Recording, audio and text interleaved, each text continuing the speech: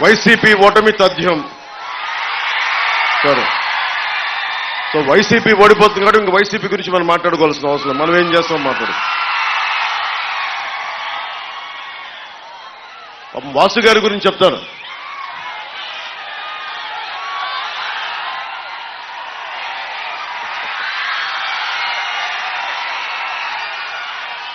వాసు గారి ఇల్లు నెడుమరు మండలం భువనపల్లిలో.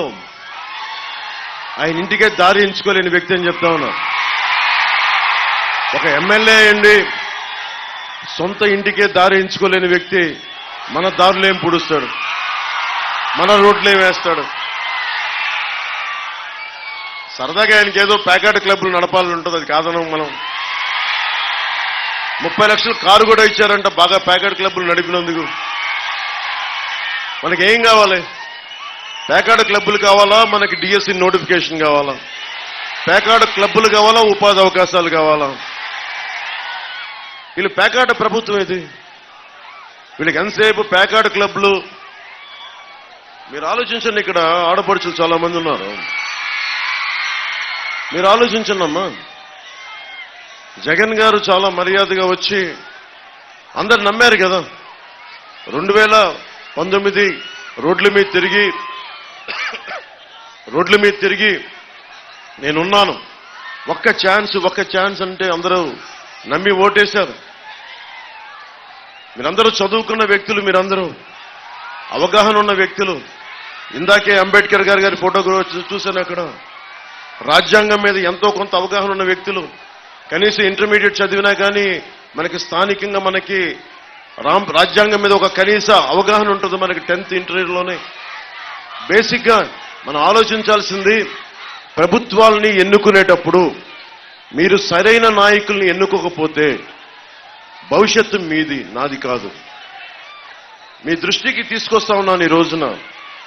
రోడ్లు వేయటం ఇవన్నీ పక్కనే. ఎవరైనా ఏం ఆలోచించాలి 5 సంవత్సరాల తర్వాత అంటే మన భవిష్యత్తు.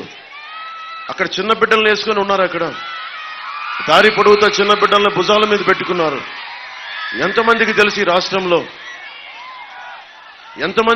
రాష్ట్రంలో ఈ రాష్ట్ర ప్రభుత్వం పాలనలో 5 ఏళ్ల పాలనలో నాడు నేడు పథకం ద్వారా స్కూల్స్ అభివృద్ధి చేశామని వైసీపీ నాయకులు చెప్తున్నారు. మీరు ఎన్ని స్కూల్స్ అభివృద్ధి చేశారో లేదో మాకు తెలియదు, కానీ పేకాట, మద్యం మటుకు, ఇసుక దోపిడీ మటుకు చాలా అభివృద్ధి జరిగింది. జగన్ నాయకత్వంలో ఈ ప్రభుత్వం ఎయిడెడ్ కళాశాలల్ని, ఎయిడెడ్ స్కూల్స్ ని మూసేసింది. ఈ ప్రభుత్వం 4709 పాఠశాలల్ని మూసేసింది. ఈ 5 ఏళ్ల కాలంలో స్కూల్ మానేసిన విద్యార్థులు 3,88,000 మంది విద్యార్థులు స్కూల్ మానేశారు. 5 సంవత్సరాల నుంచి 18 సంవత్సరాల వయసున్న విద్యార్థులు, ఇది మీరు చాలా జాగ్రత్తగా వినాలి.